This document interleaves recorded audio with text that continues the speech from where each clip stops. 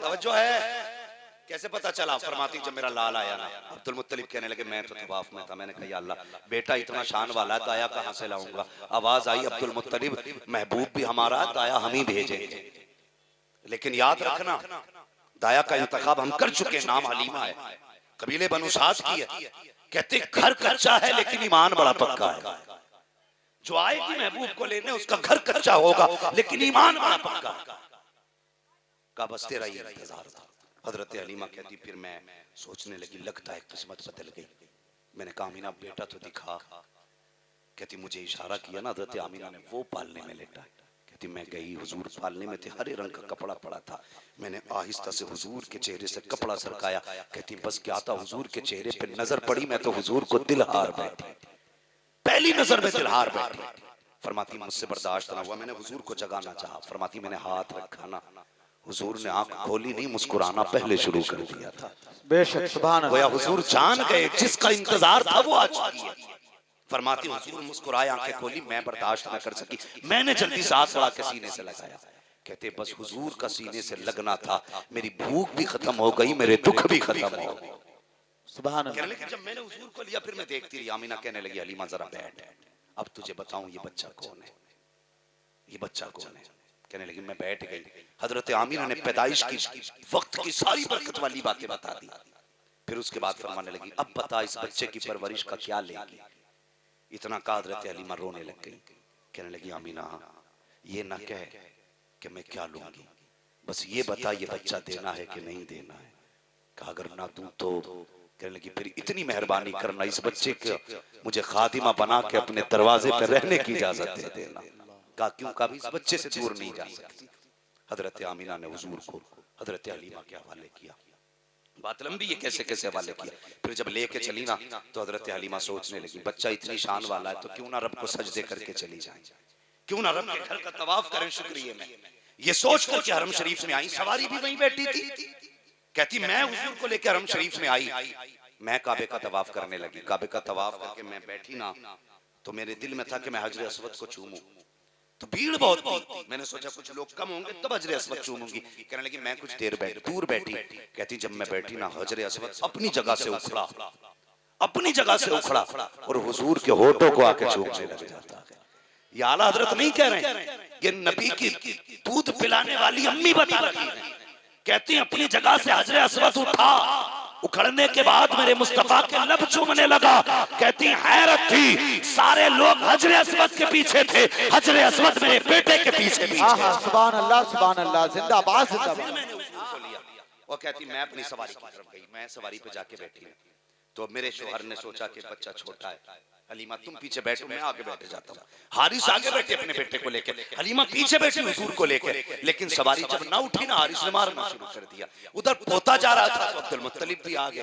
कहने लगे हारिस सवारी क्यों मार रहे हो? कहा उठ नहीं रही है। फरमाने लगे ये ऐसे नहीं उठेगी। तो वो कहने लगे जनाब मेरी ऊँटनी है, मुझे पता है कैसे उठेगी। आप फरमाने लगे ऊँटनी तेरी है तुझे पता है, लेकिन ये जो हलीमा की गोद में है ना मेरा पोता है, ये मुझे ही पता है। का तू अपनी ऊँटनी को जानता, मैं अपने पोते को जानता हूँ। का कहना क्या चाहते हो? का बात ये है ऐसे नहीं। हलीमा को आगे बैठा, खुद पीछे बैठ।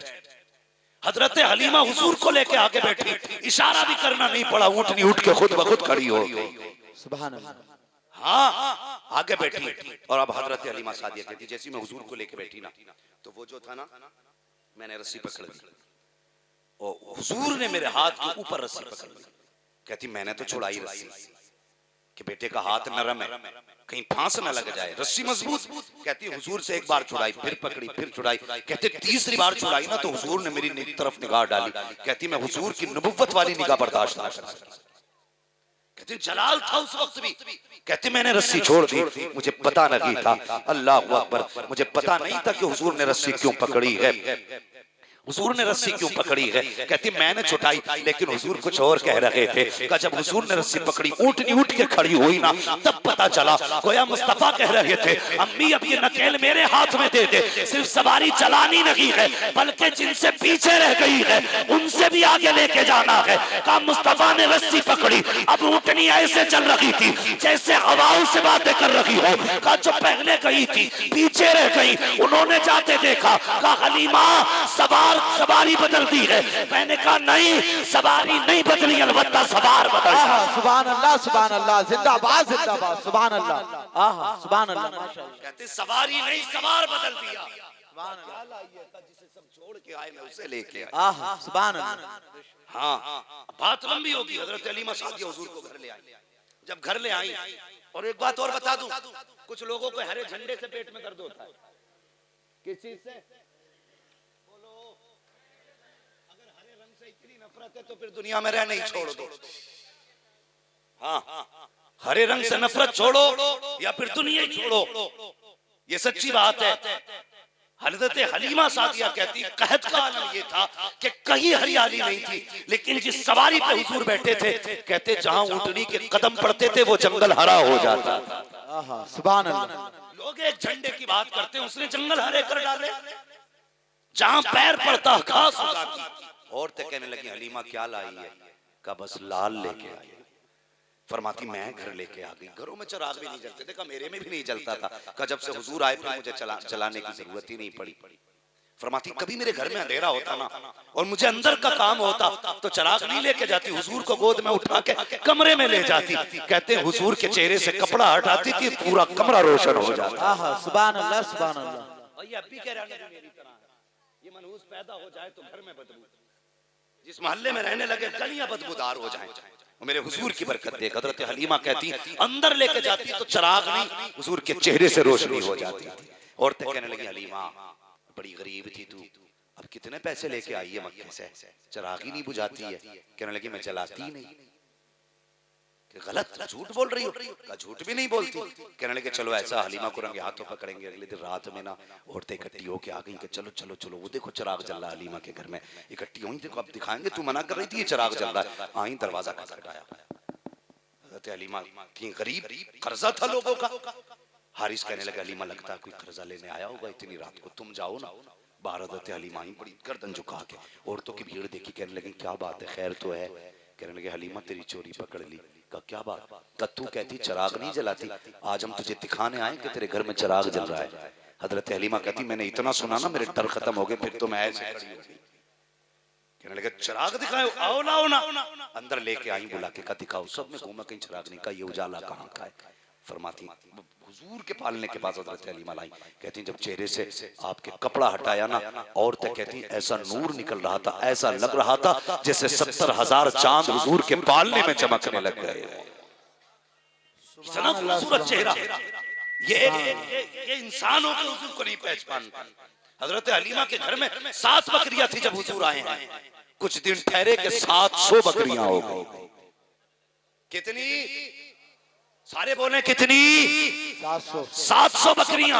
और कमाल की बात यह है हलीमा सादिया कहती है जब तक हुजूर घर में रहते थे बकरियां अदब से बैठी रहती थी, कोई बकरी हरकत नहीं करती थी। जब हुजूर बाहर जाते थे तो बकरियां उछल कूद करती थी। जब आका आ जाते सब अदब से बैठ जाते थे। लेकिन कहती एक बकरी ऐसी भी थी जो हर वक्त हुजूर के कदमों के सामने बैठी रहती थी, बीमार होने लग गई। का जब बकरी बीमार हुई मेरे मुंह से निकला, मैंने कहा शीमा आज से ये बकरी मैंने बेटे मोहम्मद के नाम कर दी है, इसका दूध बेचा नहीं जाएगा, इसका दूध सिर्फ अपने बेटे को पिलाऊंगी। कहती वो दिन है, आज का दिन है। है कि नहीं?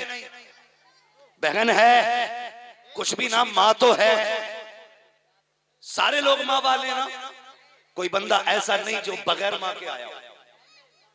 सारे लोग माँ के जरिए दुनिया में आए। ऐसे लोग जो हुजूर का मिलाद नहीं मनाते, उनसे सिर्फ एक सवाल है, उनसे पूछो अगर घर में माँ है तो बता किसका सदका है, घर में बहन है तो किसका सदका है, अगर बेटियां मुस्कुरा रही हैं तो फिर किसका करम है? यकीनन ये कहना पड़ेगा मदीने वाले मुस्तफा का करम। सुभान अल्लाह। अगर हुजूर ना होते घर में बेटियां नहीं मुस्कुराती, सुभान अल्लाह। घर में माएँ नहीं होती अगर हुजूर ना आते तो। अगर सब कर्म मदीने वाले का है तो फिर लाजिम है उन लोगों के लिए जिनके घर में माँ बाप हैं कि वो हुजूर का मिलाद मनाया करें, हुजूर की आमद का जश्न मनाया करें। यार अगर एक बेटी ले लो ना, बेटी माँ का मकाम बहुत बड़ा, औरत जिंदगी का सुख है, बीवी जिंदगी का सुख है, लेकिन अगर बेटी की आप बात करें, सिर्फ एक बेटी के रिश्ते की बात करो, कसम खुदा की मेरे हुजूर ने ऐसा रिश्ता दिया, ऐसा रिश्ता दिया, कितने भी थक के आप बाहर से आ जाओ, घर में छोटी बेटी उठा के सीने से लगा, उसके कदम की ठोकरें लगती हैं, अल्लाह थकन उतार दे।